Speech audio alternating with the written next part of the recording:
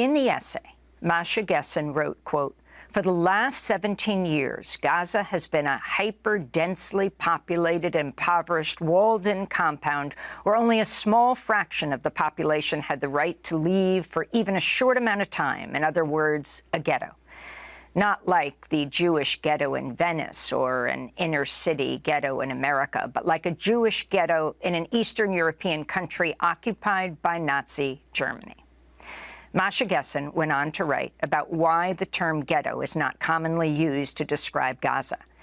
They wrote, quote, "Presumably, the more fitting term ghetto would have drawn fire for comparing the predicament of besieged Gazans to that of ghettoized Jews. It also would have given us the language to describe what's happening in Gaza now. The ghetto is being liquidated." Masha Gessen's essay sparked some outrage in Germany, and its announcement withdrawing support for Gessen's prize, the Heinrich Böll Foundation, which is tied to the German Green Party, criticizes Gessen's essay, saying it, quote, "implies that Israel aims to liquidate Gaza like a Nazi ghetto," unquote. While the foundation pulled out of the Hannah Arendt Prize ceremony, a smaller ceremony will take place Saturday at a different venue. For Gessen, the controversy in Germany comes just days after being added to Russia's most wanted list for comments they made about the war in Iraq, in Ukraine. I don't mean to minimize the horror of the siege in Sarajevo, which gives me nightmares nearly 3 decades later. But what we suffered, 300 to 400 shells a day, 4 to 5 dead a day, 24 wounded a day, is a tiny fraction of the wholesale death and destruction in Gaza. The Israeli siege of Gaza more resembles the Wehrmacht's assault on Stalingrad, where over 90% of the city's buildings were destroyed, than Sarajevo. Israel's goal is to erase not only a people, but the idea of Palestine.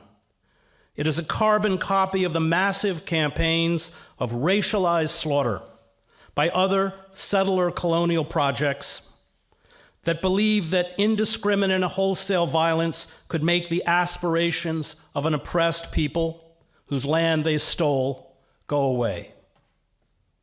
And like other perpetrators of genocide, Israel intends to keep it hidden, locking out foreign reporters and photographers, cutting phone and internet service, and it has targeted Palestinian reporters, my colleagues, for assassination, killing over 50. Israel has dropped more than 25,000 tons of explosives on Gaza, nearly the equivalent of the atomic bombs dropped on Hiroshima and Nagasaki. Gaza, by the end of Israel's scorched earth campaign, will be uninhabitable, a tactic the Nazis regularly employed when facing armed resistance, including in the Warsaw Ghetto and later Warsaw itself. Gaza, or at least Gaza as we knew it, will not exist. Not only are the tactics the same, but so is the rhetoric. Palestinians are referred to as animals, beasts. They have no right to exist. Their children have no right to exist. They must be cleansed from the earth.